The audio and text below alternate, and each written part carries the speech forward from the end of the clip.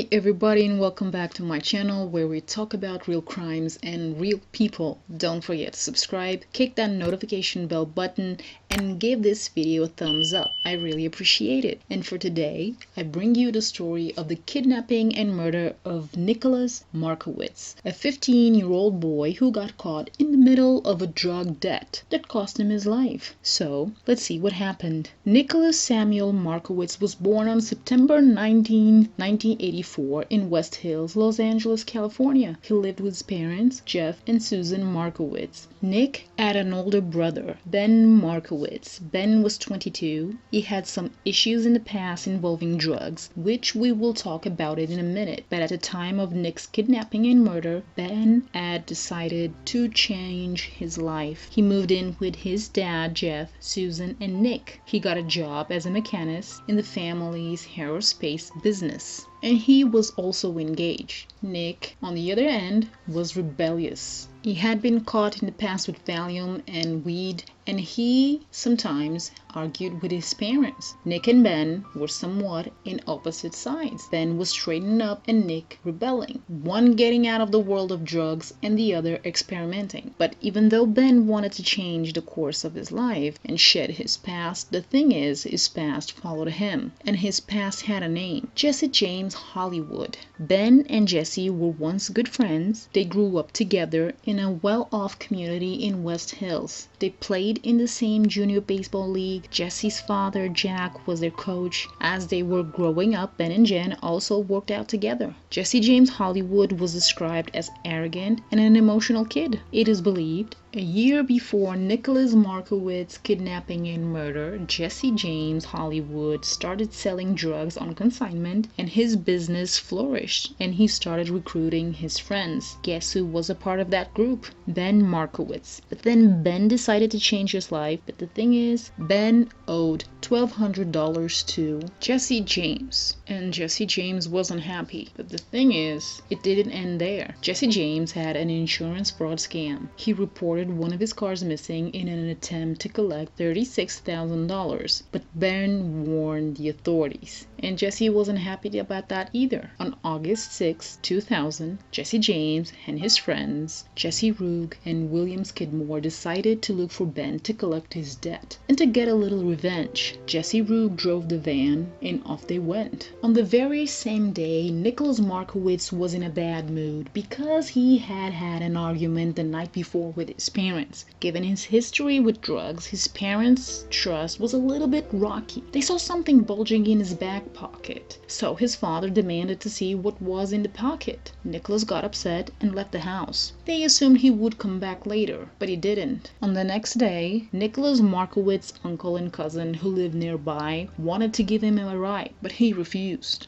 So he kept on walking on the side of the road until Jesse James Hollywood and his posse saw him. They couldn't find Ben, so they decided to kidnap Nicholas and hold him for a ransom. Jesse James, Jesse Roog, and William Skidmore chased Nicholas. They assaulted him, punched him, and kicked him while he was cowering on the sidewalk. They threw him into the van and sped. What they didn't notice was there were witnesses who called 911 and reported the abduction. Unfortunately, the police failed to track the van until a month later and basically botched what could have been a potential rescue of Nicholas Markowitz. In the van, Jesse James ordered Nick to empty his pockets. He took Nick's wallet and pager, which was beeping over and over because Nick's mother kept calling. Jesse James and his posse along the way stopped and picked up Brian Afontaine, who was 20. He was Jesse James' friend from his drug world, and when Brian got in the van, he knew right away Nicholas Markowitz didn't want to be there, and he also heard Jesse James threatening Nick, allegedly. They went to Santa Barbara and planned to go to a party. They stopped at a house. Nicholas was taken into a bedroom. He was blindfolded, gagged, and bound with duct tape. Several people saw Nick, but did nothing. They didn't want to mess with the gang, and Jesse James threatened them. Nick was driven from house to house, and he stayed at Jesse Roog's home. Jesse Roog actually thought Jesse James was going to return Nick, but that didn't happen. Allegedly, Nick was given Valium and weed to keep him calm, but some witnesses stated Nick took the drugs willingly and walked free around the house. They knew Nick was being held, but they never called the police.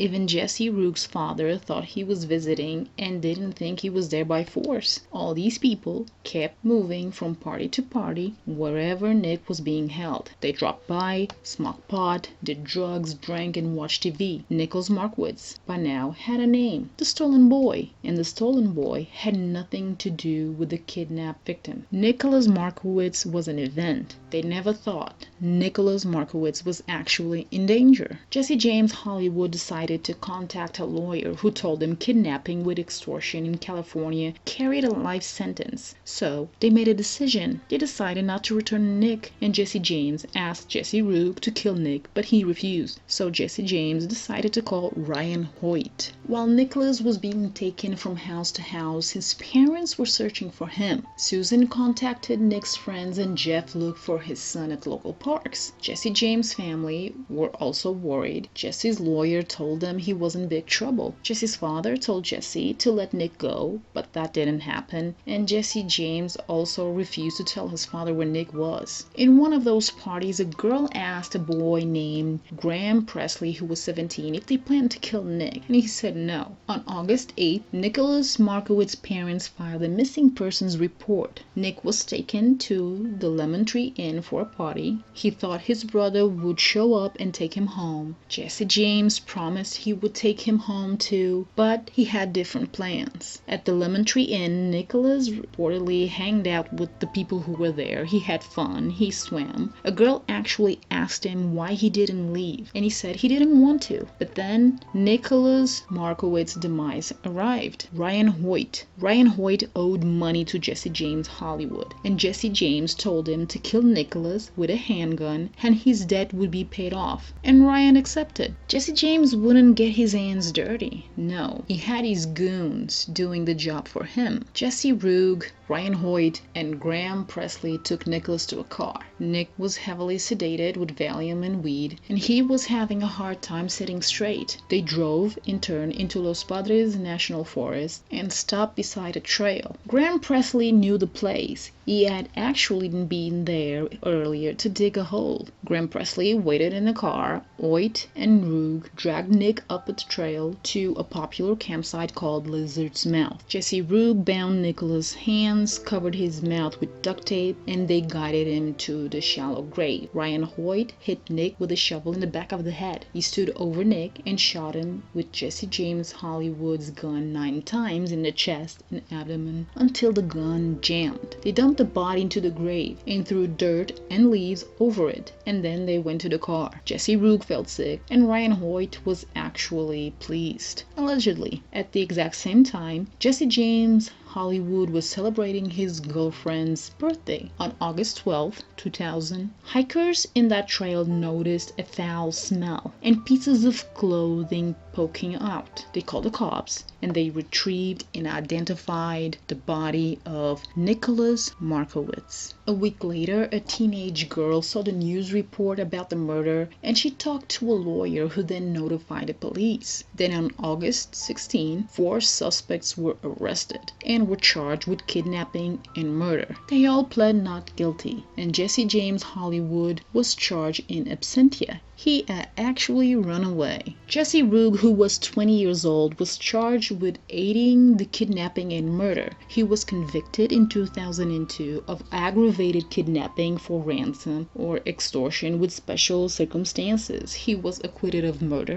and he was sentenced to life in prison with the possibility of parole after 7 years. In 2006, his parole was denied. Jesse Rook served 11 years. He was granted parole and released from prison in October 2013. Graham Presley, who was 17, was turned in by his parents. He was the one who dug the hole. He was tried twice. On July 2002, he was acquitted of kidnapping. There was a hung jury on the murder charge. Then on October 2002, he was retried on the murder charge and was convicted of second-degree murder. He was incarcerated until 2007, before his 25th birthday. William Skidmore, who was 20, was charged with with kidnapping and robbery. In September 2002, he was sentenced to 9 years as a plea bargain. Ryan Hoyt, who was 20, was charged with first-degree murder, and on November 21st, 2001, he was found guilty, and on December 9th of that same year, he was sentenced to death by lethal injection. He is still, by this day, still on death row. 2 officers were disciplined for failing to investigate the 911 calls related to the kidnapping. Well, what about Jesse James Hollywood? Jesse James Hollywood, who was 20, wasn't at the crime scene, and he ran away after the death. Jesse James was at the FBI's most wanted list for 5 years. In March 2005, the police got a solid lead when they learned Jesse James' cousin was going to meet him in Brazil. Jesse James was living under an alias named Michael Giraud. He had a girlfriend. He lived off English tutoring. The couple moved to Saquarema, a small town near Rio de Janeiro. After learning he was in Brazil, the FBI sent photos and videos to local authorities, and a trap was set. Jesse James arranged to meet his cousin. When he stood up to greet her, she identified herself as a cop. The police took him in. They confirmed his ID was fake, and eventually he admitted he was Jesse James Hollywood. Jesse James was taken to LA and pled not